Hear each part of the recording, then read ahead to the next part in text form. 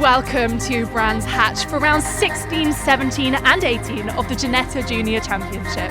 Last time out in Snetterton was a scorching one, both on and off track.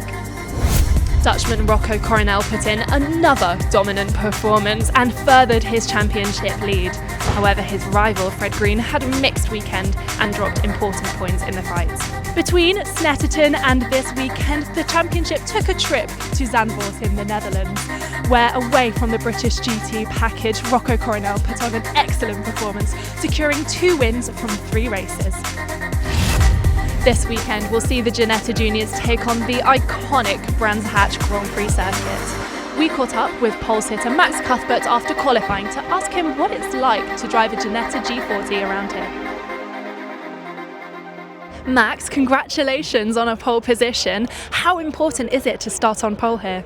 Thank you. It's very important, but with the toe, it's going to be quite hard to keep hold of it going down the straights.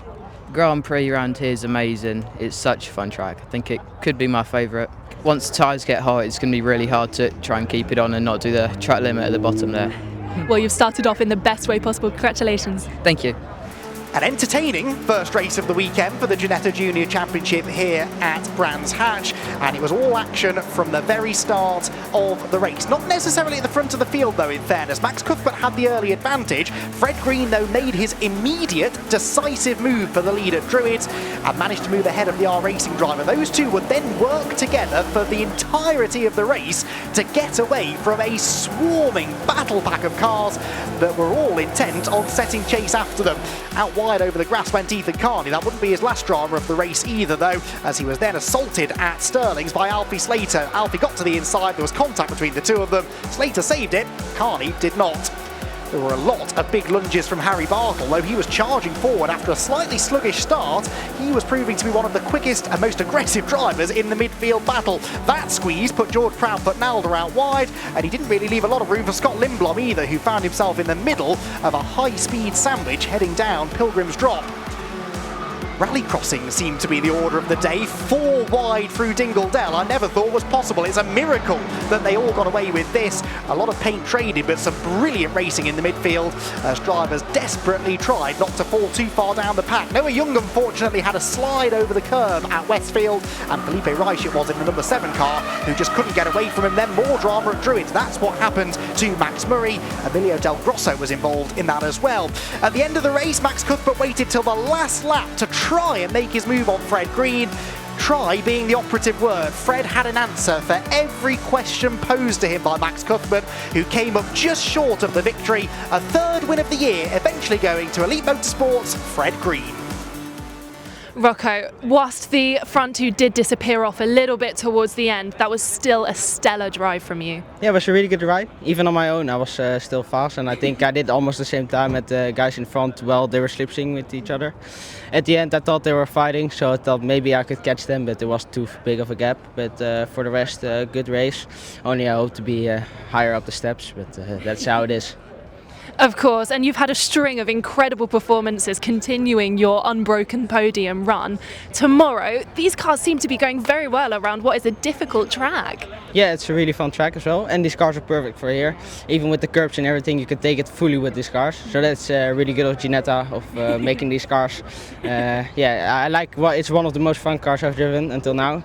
Low horsepower, so if you make a mistake you'll get immediately cut off, and but for the rest, yeah, I love it. Max, your improvement over the course of the season has been exceptional, particularly in the last few races. Yeah, after I got that podium at Alton, it's just gone upwards, and then could have got the win in that last one, but I thought we had 3 laps, we had 2, and then I think that's what decided it in the end. Now, let's talk about that exceptional battle with Fred. We were all on the edges of our seats. Yeah, I just decided to push him to get away from the ones behind. It's better having 2 than about 5 of us for the win. Of course, and you really did pull away. Was that a pace difference, or were you the thing that made your car faster? I think me and Fred did a great job just working together and trusting each other to not go in and then work together. Fred, your battle at the end there was absolutely awesome. Yeah, it was a great battle. Max raced very well and respectful, so it was really nice. Actually my first time racing him, so yeah, it was great, and happy to come out on top. We saw that you managed to be able to predict his manoeuvres as the last few laps went on. Was that your planning in advance? Not particularly. There's a lot of right-handers around the track, so it's quite good to keep them on the outside. And just from my past experience racing everywhere else, yeah, I sort of knew where to position the car, and it worked out well. Yeah. And also bodes well going into the final few rounds of the season. Yeah, really good going into the next few rounds. Feeling confident at those tracks as well. So yeah, really looking forward to it, and especially tomorrow as well. Rubbish start, literally rubbish start. Then made way through the pack eventually, halfway through. Then got pretty much half the pack in one corner, about 4 or 5 cars. Then carried on for a few laps, got a few more, and sat there till the end. So you make it sound so easy, like you just overtook them. When you are sat in that seat, what is your tactics for getting around so many cars? There is no tactic. It happened and I just went because I felt like it, but... Truly spoken like someone who makes it look so easy. In any event, a great result for you. Congratulations. Race 2 here at Brands Hatch was cut short earlier by a red flag incident. Both drivers have been seen to in the medical centre, and we wish them the best in their recovery. In the meantime, race 3 is resuming here. We've got Alfie Slater on pole position, and it's going to be an exciting one. The third race of the weekend at Brands Hatch. Alfie Slater started from pole, but Fred Green, having won yesterday's race from second on the grid, was keen to try and do the same again. He initially slotted in behind Slater, but it wasn't long before it all kicked off at the front of the field. Harry Bartle, one of the most exciting drivers on the weekend, was challenging for second through Sheen Curve, but ultimately had to settle in, for now at least, behind Fred Green.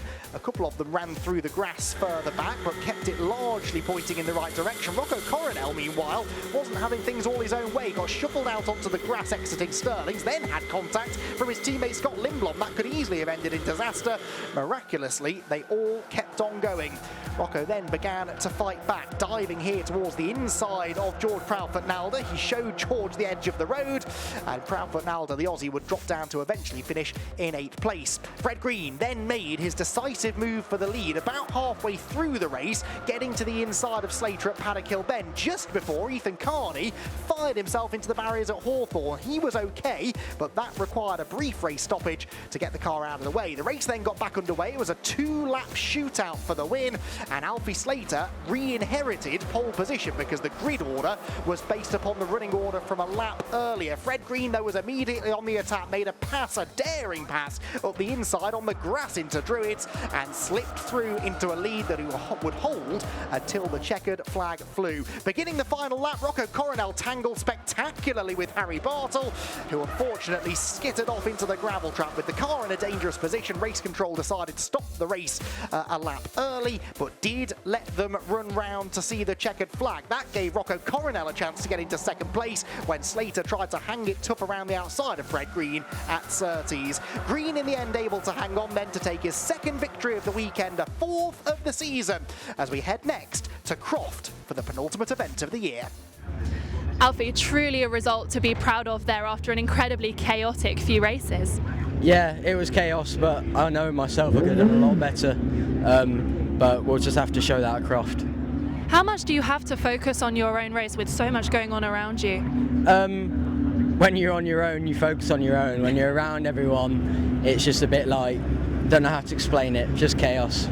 It absolutely was chaos towards the end of the race. You had cars all around you. Was it quite difficult to keep your eyes forward to the last couple of minutes? It wasn't so much keeping my eyes forward, it's just the people behind. What are they going to do? Are they going to fire it across the grass and wipe me out, or are they going to go around the outside and try and be a hero? It sort of depended on that the most, but yeah, I mean, I got put on the grass anyway, so it didn't really matter. Irrespective of this weekend, you've proven to be one of the strongest drivers on the grid so far this season. With only 2 race weekends left, what are you taking into those? Try and win all 6 races. Simple, right? Well, all the best with that. Thank you very much. Rocco, it's been a difficult weekend for you, but you were the star of that restart. Yeah, it was difficult. I had quite a big of a wobble in the straight. Did a good move on the straight, just just put it beside because he made a bit of a gap. So yeah, just I don't know, just do it, and yeah, it made it work out. At the end, he touched me, and it was quite a big of a wobble. He went off, but I almost did as well, but I just caught it.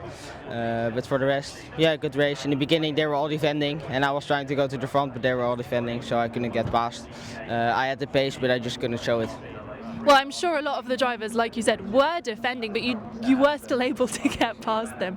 When you're approaching a driver and working your way up the grid, how do you approach an overtake? Yeah, just I don't know, just look in the future a bit, like what they're gonna do, and then just if they have a bit of a gap, just go fully for it.